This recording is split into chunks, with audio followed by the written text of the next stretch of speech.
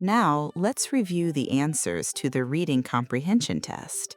This review is not simply about checking which choices were correct.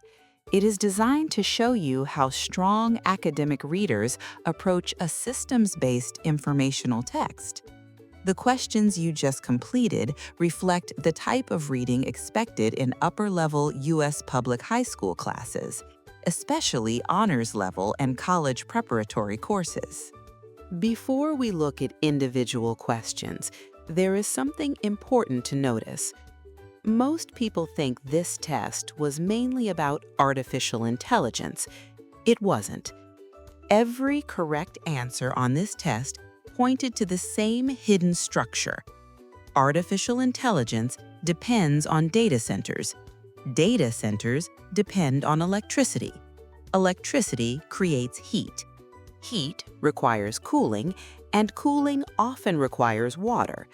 This assessment was designed to test whether you could follow that system, not simply recognize information, not isolate details, but trace relationships, limits, and trade-offs across the text. As we go through each question, pay attention to two things. First, how the correct answer connects to the structure of the system the text builds. Second, what kind of reading skill each question is developing. If you understand both, you are not only reviewing this passage, you are strengthening the academic reading abilities this lesson is designed to build. Question 1. Main idea, systems framing. The correct answer is C. This question tests your ability to identify the central claim of a systems-based academic text.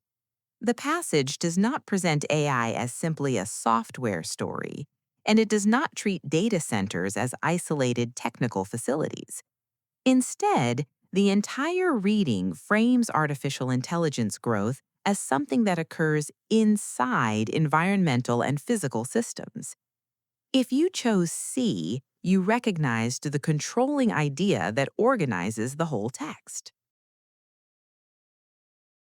Question 2. Conceptual framing. The correct answer is B. This question tests conceptual reading. Rather than asking what data centers contain, it asks why the text repeatedly frames them as infrastructure. The passage presents them as long-term physical systems that support and constrain digital activity. If you selected B, you understood the shift from technology to structural systems. Question 3. Multi-step cause and effect.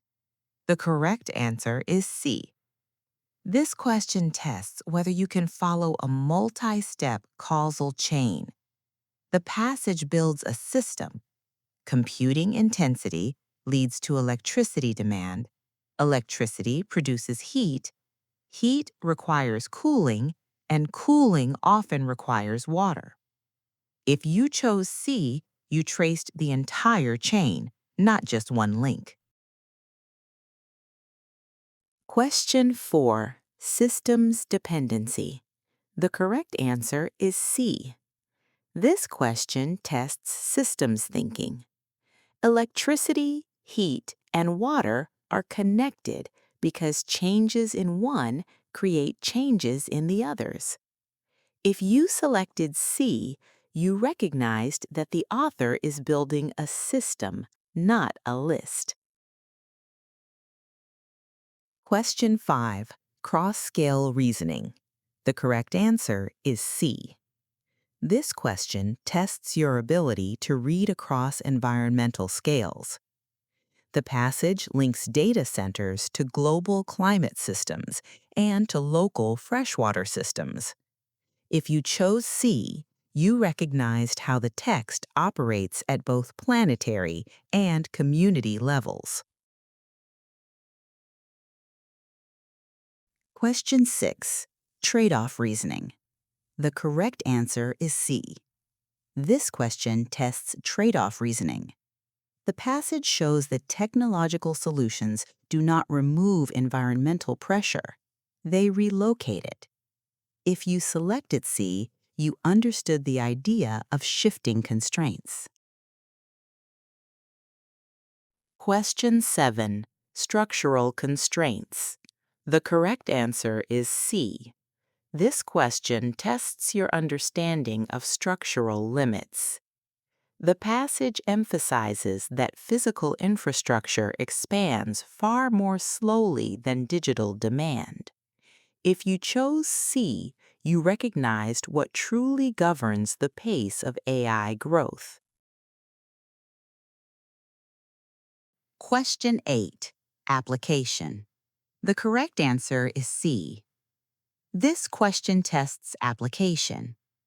Even when energy sources change, data centers still generate heat and still require cooling that stresses local water systems. If you chose C, you successfully transferred the system to a new context. Question 9. Synthesis. The correct answer is C. This question tests synthesis. It required you to integrate infrastructure, environment, and limits into one explanatory model. If you selected C, you demonstrated big picture reading. Question 10. Author's purpose, evaluation. The correct answer is C. This question tests evaluative reading. If you chose C, you recognized why the author ends this way, to shift how the reader understands digital futures. Before we finish, notice something important. These questions did not all require the same kind of reading. Some tested central claims. Some trained you to trace systems. Others required application, trade-off reasoning, and synthesis. That range is intentional. In advanced classrooms, reading is not about collecting facts. It is about understanding how systems are built, where limits appear, and how meaning develops across a text. If this review felt challenging, that means you were practicing exactly the kind of reading this course is designed to develop. And those skills, systems reading, structural awareness, and analytical reasoning, are what prepare you for higher-level academic study.